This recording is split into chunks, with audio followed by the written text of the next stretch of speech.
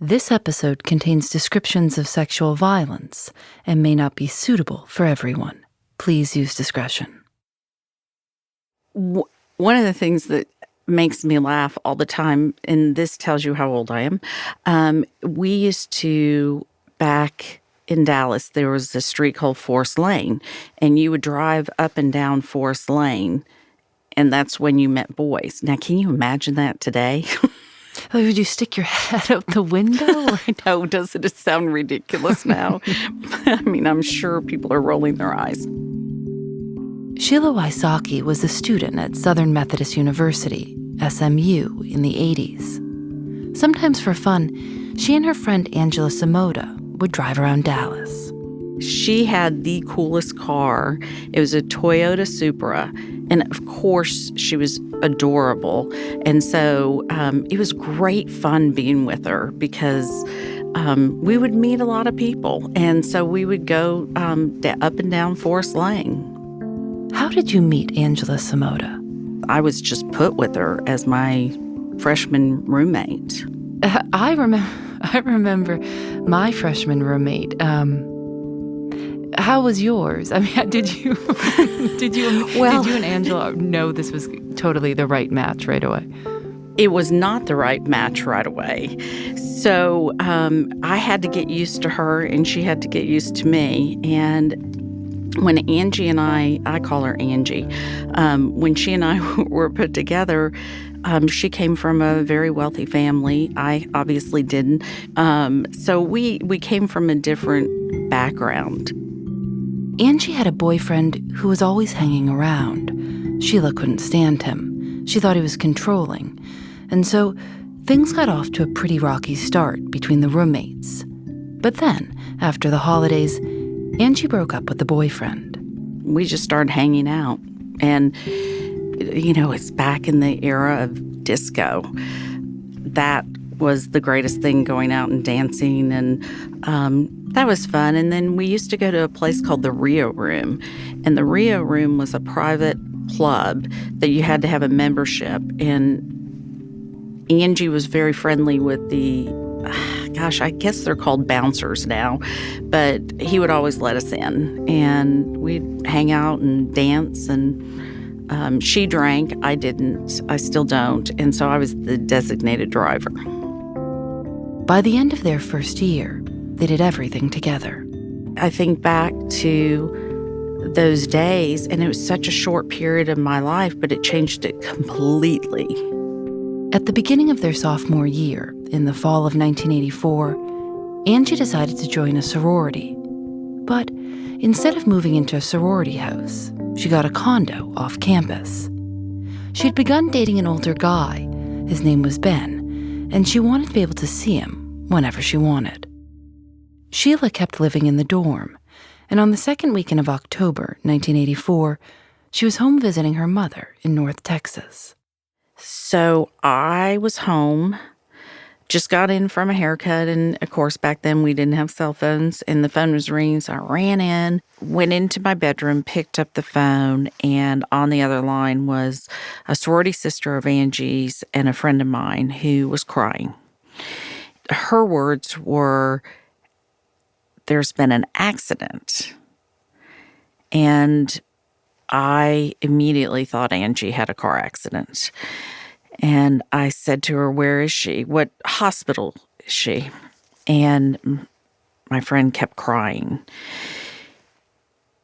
So I knew, obviously I knew something was wrong, because the next question I asked was, "Is she dead?"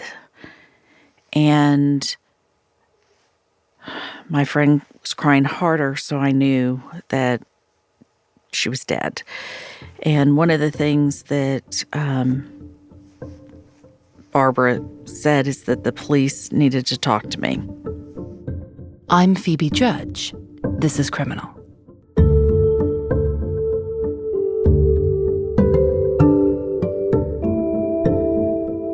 Tell me about the weekend in October of 1984.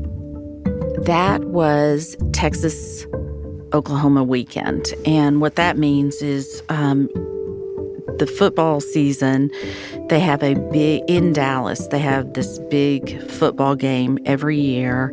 It's a huge deal in Texas. And all the people from Oklahoma come in, and all the people from University of Texas come in. So it was a busy weekend. And Angie decided to go out that night and invited one of her friends from class and a guy named Russell. And Russell he was older than we were. He was more established. He was an architect, and he was a very soft-spoken guy. So they decided to go to the Rio room. They stayed out late, and then Angie took everyone home. First, she drove Russell to his apartment. Next, she dropped off her friend at the dorm. And then she drove over to her boyfriend Ben's house. Now, Ben was supervisor of a construction company. So he was older. And when I say older, I only mean like 2 or 3 years. It's not like 50-year-old with a 20-year-old. So he was probably 28 at that time. And he was in charge of a construction site. And so he didn't go out that night with her because he had an early morning at the construction site. So Angie went by his house. It was about, I would say, 30 minutes from her apartment. And her personality was really kind of funny and teasing. And so Ben opened the door, and she was kind of teasing him about having to stay in. And they only talked for a few minutes. She left. He went back to bed. She left. And then when she came to her apartment, she goes upstairs, and then there was a knock at the door. And so she opened the door, and there was a guy at the door who said he needed to use the restroom and the phone. Angie was smart enough to go to her telephone and dial Ben. And when she dialed Ben, he answered the phone. He was groggy, and he wasn't really following. I believe she was giving him clues, saying certain things. And finally he goes, "I hear a voice. Who is that?"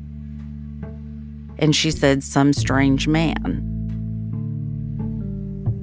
Well, the phone call between Angie and Ben was cut off. It was cut off.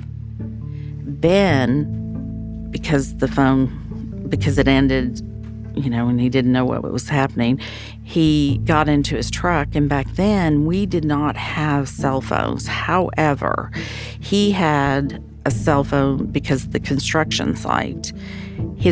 Literally, that phone was as big as a dashboard. And so he kept dialing the number over and over. And of course, she never answered. On October 13th, 1984, police found 20-year-old Angie Samota dead in her bedroom. She'd been fatally stabbed and sexually assaulted. Officers interviewed SMU students who'd been close to Angie, trying to piece together the events of that night, and also to try to get a sense of her life in general. Students were terrified. They didn't have a suspect, and that's when the rumor started. It could be this person or that person, and all these guys were under suspicion, and you wonder, is it somebody I know? Is it somebody I've been with? Is it somebody that, is a friend of Angie's and mine, and who could it be? And that gives you a lot of anxiety. How did you feel about her boyfriend, Ben? I liked him. He was good for her. Her first boyfriend, when we were freshmen, couldn't stand him. He probably is not a fan of mine, but yeah, I couldn't stand him. Ben was respectful, kind, funny. So when his name came up as a suspect, I was pretty surprised. But there's part of you that wonders, well, could it be? You went to the police station. Oh, yeah. How did I did. That, looking back and being 21 years old and going into that environment. I never dealt with the police before. It was a really gross place to me. And I remember going to meet the detective in charge. And to this day, gosh, I still remember the pictures on his desk. Those pictures were the crime scene. I understand that was just an everyday event for the police, but they were there, and there's this one picture that still haunts me. They showed it in the trial, too, and it's Angie on the bed with her eyes open, and there's blood everywhere. And it was just a picture on the desk to somebody. What did you think had happened to her? I mean, what did you think about? I certainly had an opinion. I thought the freshman boyfriend killed her. He had pulled a knife on her prior to this. He had shredded her clothes. I was 100% convinced that he killed her. Did the cop suspect the first boyfriend? They did an investigation on him. So there were 4 guys that were primary suspects. He was one, but his alibi, he was in Amarillo. His alibi evidently checked out. And of course, Ben was a suspect. Then Russell Buchanan, who had been with Angie that night dancing. And a 4th guy, he had a crush on Angie, and he'd leave her notes on her car. And she was so nice. And you have to understand, she was in the engineering and computer science classes. And you didn't have a lot of girls back then in that field. And so she was beautiful. She was nice. And these guys loved her. I mean, she was such a nice girl. So she would get flowers and notes and things. And he was a suspect just because he left her some love notes. How did you first get involved helping the police? I think because I knew everybody. I knew all the players. And I could ask questions and talk to people. And I remember when it really started was I was on the phone with the detective, and I said, I just have an uneasy feeling when I talk to this person. And he goes, well, let's explore that. So we did. And I would meet the lead detective at bars, which is hilarious since I don't drink. But I don't know if he, said, I need your help, because I don't really think they needed it. Well, they did need it. I think that he just used me as a resource. So how it worked is he'd have me ask questions. So I would go to dinner with Russell, asked him questions about, that night, and compare it to what he told the police. Now, the police were convinced that Russell did it. And I was told that, his semen matched, he failed the lie detector test. They believe they have their guy. And when I had dinner with him at August Moon, thinking I'm sitting with a murderer, his story matched what he said before. But let me just, wait a second. You're 21 and I would be terrified to have dinner with this guy. I would say my mother was never madder than that moment. And I just thought, somebody's got to do it. Did the police tell you what to ask? Yes. I'm not smart. I was definitely not smart enough to know what to ask. And so I asked what they wanted to know. I mean, I would just be thinking, this guy's going to come after me if he figures out that I'm snooping around here. We went to a public area. The only mistake I made is he drove. that was probably not the wisest thing thinking back. But yeah, the whole time I didn't eat. I sort of ate, and just watching him, everything that he was doing, his body language, if he's a bad guy. And, I really thought he was the murderer. I'm so confused at the Dallas police. Did they send a car behind? No. So it's just you. I mean, it's in the 80s. Well, but it's not 1880. You know what I mean? This isn't that. I never questioned. I had such a high regard for the police that I would never question anything they asked or did. The police questioned Russell repeatedly, but they never charged him. They just didn't have enough. Eventually, the investigation seemed to fizzle out, and then Russell started graduate school in London. So, I'm being told he fled the country. I also was told that he lawyered up. And in Texas, back in the 80s, the famous attorney was Racehorse Haynes. They told me that he has Racehorse Haynes as the attorney, which meant he was guilty. You only get Racehorse Haynes if you're guilty, evidently. Why did they stop investigating? I have no idea. Well, actually, I do. I think they felt like Russell did it, and they were going to go after him. And if he didn't do something, they didn't have a case. Sheila ended up leaving school. She just couldn't handle being on campus. She stayed close with her friends and with Angie's sorority sisters, and she'd meet up with Ben from time to time. And then she started dating the man who would become her husband. My husband fit into the group. He's a solid, grounded guy. He's an accountant, so probably boring to a lot of people, but everything to me. They got married. They moved to Tennessee and had 2 boys. And Sheila decided she wanted to stay home to raise them. When the boys got old enough to both be in school during the day, she suddenly had a lot of time to herself. So I decided in the South, what do you do when you have extra time? You go to a Bible study. And that's what I did.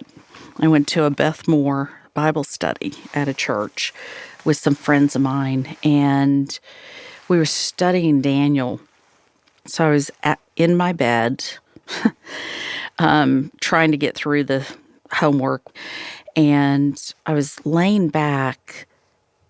I was laying back, and I looked to the right, and understand when I was laying back, it could be and been the dream state, or it could have been whatever. I just know what I saw. I saw Angie next to my bed, and that was it. It was probably a second, or it could have been 5 seconds, but it was a moment, and it was gone. And I leaned over, picked up the phone, because I knew it. I knew she wanted me to call the Dallas police, and I did. I knew it was time. And it was.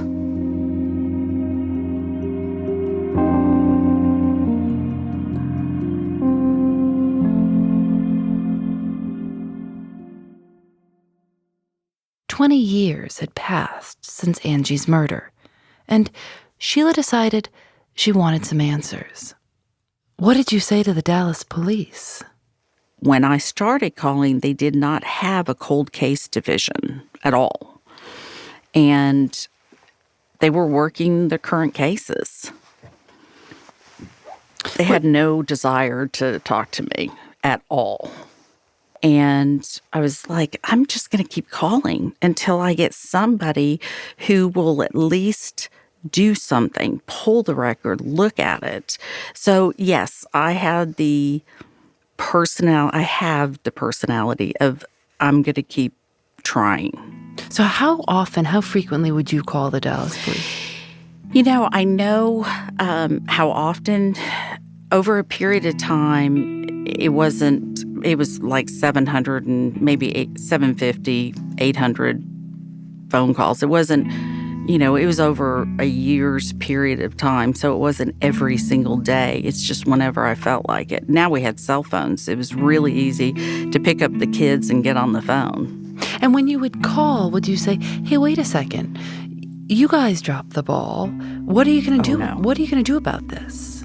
No, I would never say that. No, I think it was more of a begging. I just wanted someone to do something right for her. I was told that not one person had called in 20 years.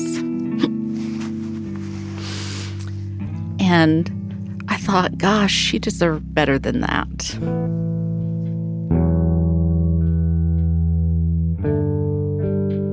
She kept trying over and over and getting nowhere. Years later, one of the homicide detectives told her they'd given her a nickname. He said, we call you PETA, pain in the ass. And he said probably every time you called, they would say, who wants to take this PETA, And I'm sure it's true. I'm sure it was kind of, who are we going to get to talk to her today?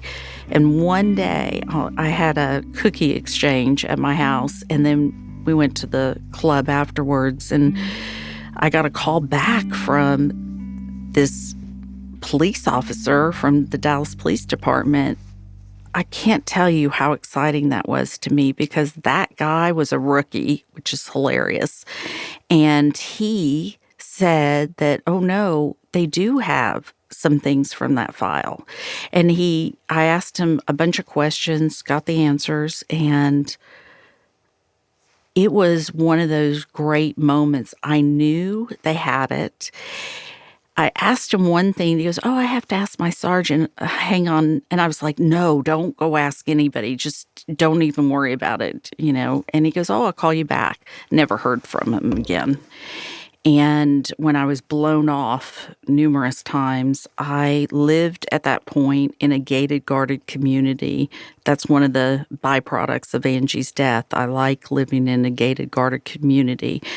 And I was telling the head of security how it became a joke between us of, how the police were blowing me off. And one day he said, I'll sponsor you if you want to become a private investigator. You'd be great. And that's how it started. And I did. And he mentored me for a long time. Because you thought that if you were a private investigator, the police would have to show you all the records. I got my PI license in order for them to have to deal with me. I mean, how does someone become a private investigator? Back then, it wasn't like it is today. You had to, work under somebody. You had to be sponsored by somebody. You had to take a test, which I acted like it was a Harvard entrance exam. And one of the things my oldest son did was he would read me all the laws so I could memorize them and take the test. We'd sit on the couch at night and he would read it to me. And my youngest to this day still remembers it and asked me questions. And so I took it and passed the test and started working with these guys, the security guys. So I learned things that weren't necessarily what I wanted to do, like the cheating spouse thing and just a whole bunch of stuff. And in the background the whole time, were you thinking about Angie's case? That's the only case I cared about. So what did you do on your own to start investigating? So I went back to the beginning of what we remember and what I remembered.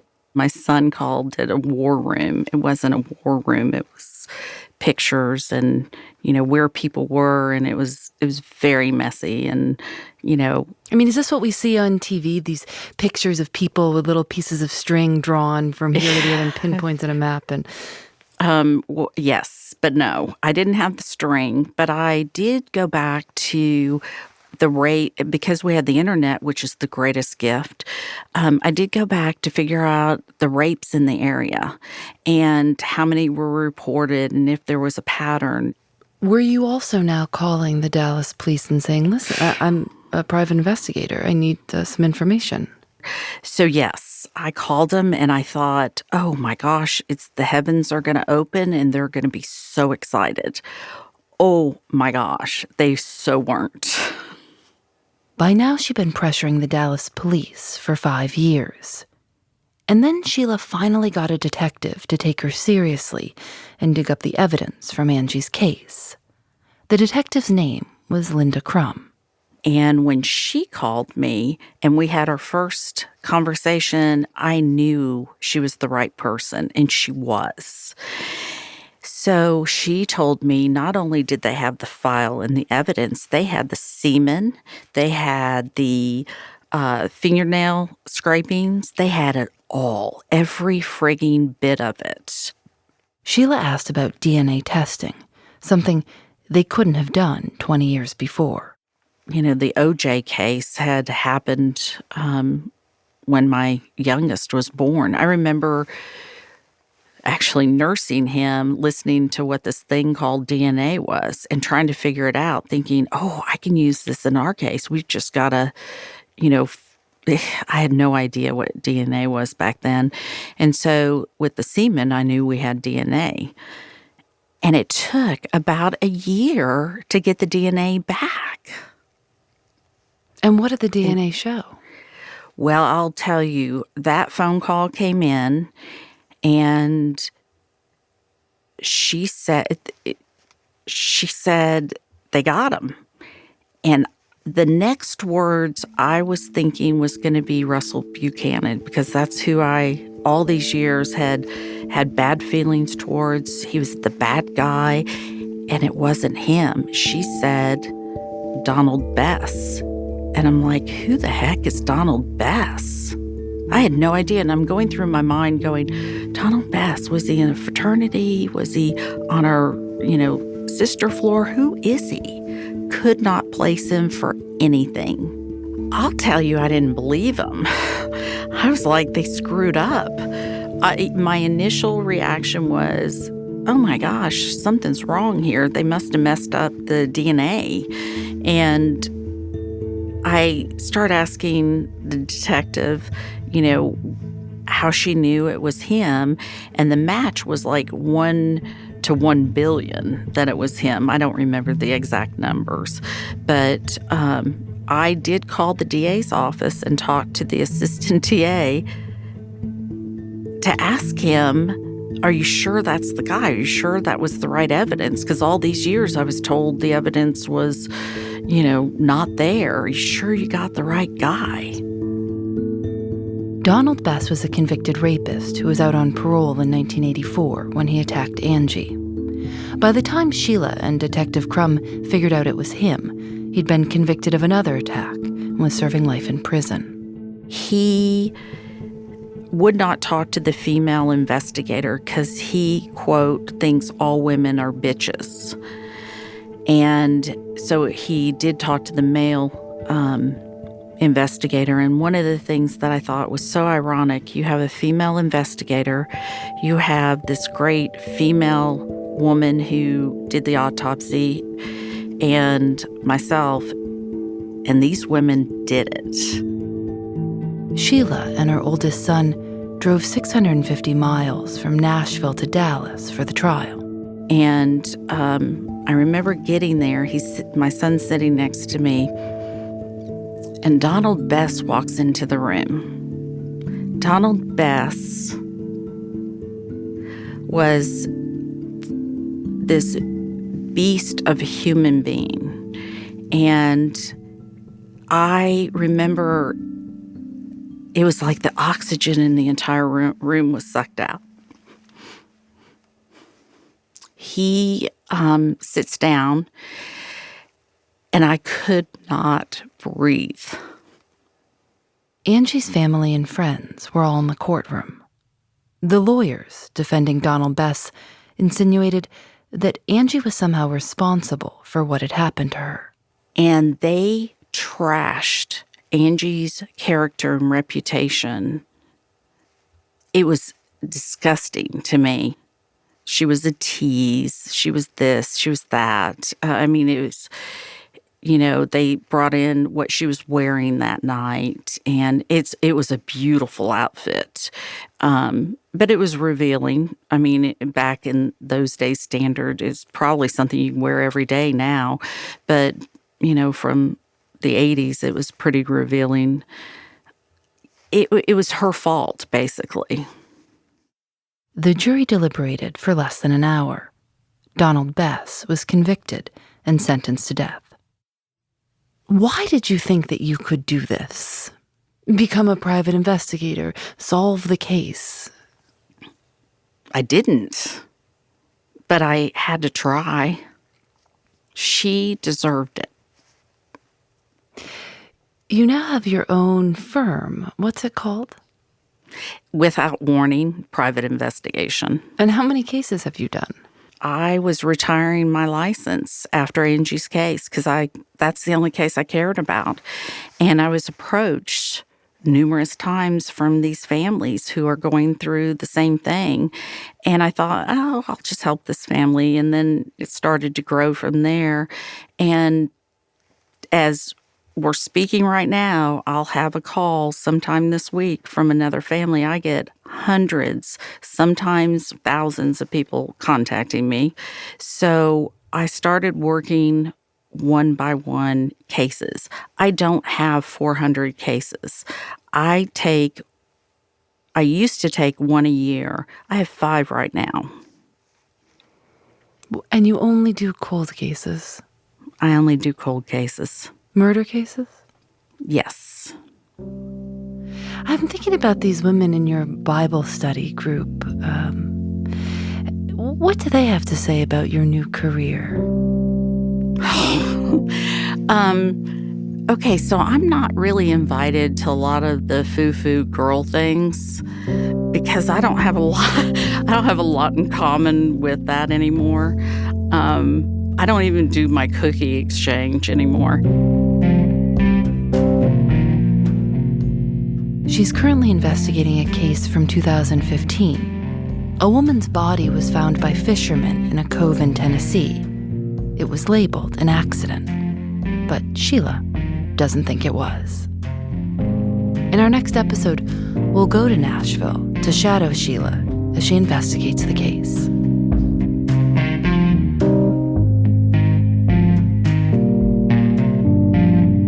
Criminal is produced by Lauren Spohr, Nadia Wilson, and me. Audio mixed by Rob Byers. Matilde Urfolino is our intern. Julian Alexander makes original illustrations for each episode of Criminal.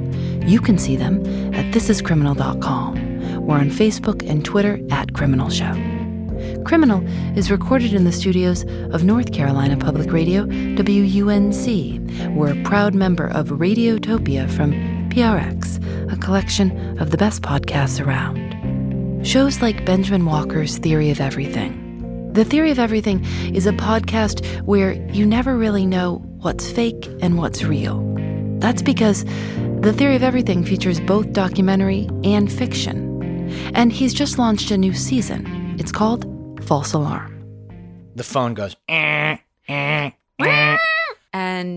I grabbed my phone and see my entire life flash before my eyes. I was amazed with myself that I could believe that it was real.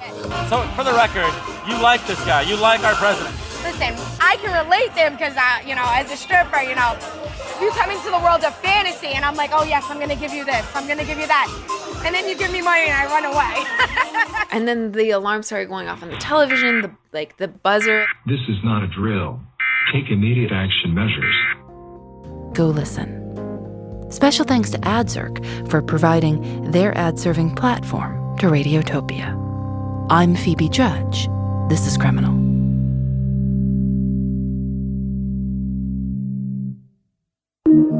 Radiotopia.